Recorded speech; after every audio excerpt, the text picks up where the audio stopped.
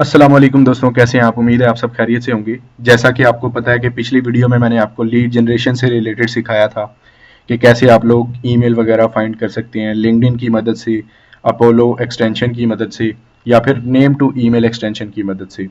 तो आज की इस वीडियो में मैं आपको कुछ शॉर्ट कीज सिखाने जा रहा हूँ जो कि बहुत ही ज़्यादा अहम है। जब आप लीड जनरेशन करेंगे, डाटा एंट्री करेंगे या फ्रीलांसिंग करेंगे, कोई भी काम आप गूगल डोस शीट पे करेंगे या माइक्रोसॉफ्ट एक्सेल पे करेंगे, तो ये आपको बहुत ज़्यादा हेल्प आउट करेंगी। ये वीडियो जो है वो बिगिनर्स के लिए है। तो सबसे पहले मैं आपको बता दूं, कंट्रोल सी का जो एक्शन है, कंट्रोल सी जब हम इकट्ठा दबाते हैं तो वो कॉपी करता है। फॉर एग्जांपल यहाँ पे मैंने लिख दिया अपना नाम। अब यहाँ पे मैं इसको सिलेक्ट करके कंट्रोल सी मैंने दबाया तो ये कॉपी हो गया। कंट्रोल वी से मैं इसको पेस्ट कर सकता हूँ। अब मैं नीचे गया, यहाँ पे मैंने कंट्रोल वी दबाया तो कंट्रोल वी ने इसको पेस्ट कर दिया। ठीक है, ये इसका एक्शन है। उसके बाद आ जाए जी कंट्रोल एक्स पे। कंट्रोल एक्स से हम इसको कट कर सकते हैं। पहले हमने कॉपी पेस्ट किया था, अब हम कट पेस्ट करेंगे। जब कॉपी पेस्ट करते हैं तो पीछे से वो जो डाटा होता है वो मिट नहीं जाता, डिलीट नहीं होता, कट नहीं होता। लेकिन जब कंट्रोल एक्स करते हैं तो वो डाटा कट हो जाता है और जहाँ पे पेस्ट करते हैं वहां पे चला जाता है। फॉर एग्जांपल मैंने यहाँ पे इसको कंट्रोल एक्स किया, अब मैं इसको नीचे ले आऊंगा तो इसको मैं कंट्रोल वी करूंगा तो ये वहां से गायब हो गया, लेकिन यहाँ पे नीचे आ गया। लेकिन अगर मैं इसको कॉपी करके नीचे लेके आता हूँ तो ये ऊपर भी रहेगा और नीचे भी रहेगा। तो कंट्रोल एक्स से आप कट कर सकते हैं। उसके बाद आ जाता है जी कंट्रोल ए। कंट्रोल ए से आप लोग सिलेक्ट ऑल कर सकते हैं। जब भी आप कंट्रोल ए एक साथ दबाएंगे तो वो जितना भी आपका डाटा है वो सबको सिलेक्ट कर देगा। फॉर एग्जांपल आपको पूरे पेज का डाटा कॉपी करना है तो आप कंट्रोल दबाएं, कंट्रोल ए दबाएं और उसको कंट्रोल सी कर लें, कॉपी कर लें। ठीक है, तो इस तरह से आप सिलेक्ट ऑल कर सकते हैं। अगर आपने कोई भी डाटा फाइंड करना है गूगल डोस में, माइक्रोसॉफ्ट एक्सेल में, तो आप कंट्रोल एफ दबाएंगे। जब आप कंट्रोल एफ दबाएंगे तो फाइंड इन शीट का ये टैब जो है ओपन हो जाएगा। यहाँ पे आप कुछ भी सिलेक्ट टाइप करके और उसको फाइंड कर सकते हैं। फॉर एग्जांपल मैं तैयब लिख के फाइंड करता हूँ तो जहाँ पे मैंने इसको लिख दिया उसके बाद एक रिजल्ट आया और जो रिजल्ट है उसको इसने हाईलाइट कर दिया। तो इस तरह से कंट्रोल एफ से आप लोग फाइंड कर सकते हैं। फाइंड की विंडो यहाँ पे खुल जाती है। उसके बाद अब ये मैंने इसको कंट्रोल सी करके ऊपर कंट्रोल वी किया। अब जो ये ऑप्शन है हमारे पास, एक ये जो की है कंट्रोल जी जो है ना हमारे किसी भी एक्शन को अनडू करती है। फॉर एग्जांपल अभी मैंने इसको कॉपी पेस्ट किया तो ये इसको अनडू कर देगी।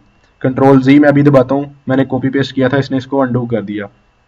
इसके नीचे वाली जो की है कंट्रोल वाई, ये किसी भी एक्शन को रीडू करती है। तो जब हम कंट्रोल वाई दबाएंगे तो इसने रीडू कर दिया। ठीक है, कंट्रोल वाई जब भी हम दबाएंगे तो ये रीडू कर देगी। फॉर एग्जांपल यहाँ से मैं इसको इधर ले आया, कंट्रोल वी मैंने दबाया। अब मैं चाहता हूँ कि मैं इसको अनडू करूँ तो मैं कंट्रोल जी दबाऊंगा तो ये अनडू हो जाएगा। लेकिन अगर मैं इसको दोबारा से रिपीट करना चाह रहा हूँ इसी एक्शन को तो मैं कंट्रोल वाई दबाऊंगा। कंट्रोल वाई दबाऊंगा तो ये रीडू हो जाएगी। ठीक है, तो कंट्रोल जी से अनडू और कंट्रोल वाई से रीडू। उसके बाद कंट्रोल डी का मतलब ये है कि आप फॉर एग्जांपल आप यहाँ पे कोई डाटा डाल रहे हैं और आपने यहाँ नीचे भी सेम डाटा डालना है। जो ऊपर वाले सेल में डाटा है आपने वही डाटा नीचे वाले सेल में डालना है। तो आपको इसको कॉपी पेस्ट करने की जरूरत नहीं है, आप सिंपल कंट्रोल डी दबाएं, ऊपर वाला जो डाटा है वो नीचे आ जाएगा। इसका जो मकसद है वो ऊपर वाले डाटे को नीचे लाना है।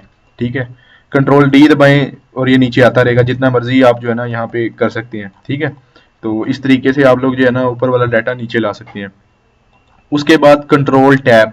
जब आप कंट्रोल टैब दबाते हैं तो आप टैब्स के दरमियान मूव कर सकते हैं। फॉर एग्जांपल जो इससे अगला टैब है वहां पे मैं जाना चाहता हूं तो मैं कंट्रोल टैब दबाऊंगा तो ये यहाँ पे आ जाएगा।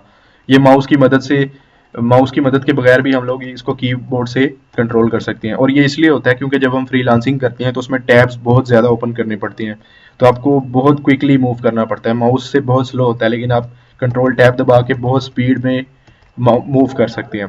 ठीक है, और उसके बाद कंट्रोल विंडो जो है ये आपको मूव कराती है बिटवीन प्रोग्राम्स। फॉर एग्जांपल मैंने दो क्रोम खोले हैं तो मैं विंडो और टैब दबाऊंगा, विंडो और टैब, सॉरी कंट्रोल नहीं है, ये विंडो और टैब है। विंडो और टैब दबाऊंगा तो ये मूव करेगी प्रोग्राम्स के दरमियान, किसी भी सॉफ्टवेयर के दरमियान, मतलब कि हर चीज़ के दरमियान। जो कंट्रोल टैब है वो सिर्फ क्रोम के दरमियान इसको टैब्स को मूव करवाएगा, लेकिन जो विंडो टैब है वो इसको प्रोग्राम्स के दरमियान मूव करवाएगी। फॉर एग्जांपल मैं यहाँ से मेन मेन्यू पे जाना चाहता हूँ डेस्कटॉप पे तो मैं यहाँ पे आ गया। अब मैं यहाँ से फिर से दोबारा उधर जाना चाहता हूँ तो मैं दोबारा से इसी शीट पे आ गया। तो इस तरीके से जो है ना ये मूव करवाती है। उसके बाद जो कंट्रोल डब्ल्यू है, कंट्रोल डब्ल्यू किसी भी ओपन विंडो को क्लोज करने के लिए होती है। तो जैसे अभी ये मेरे पास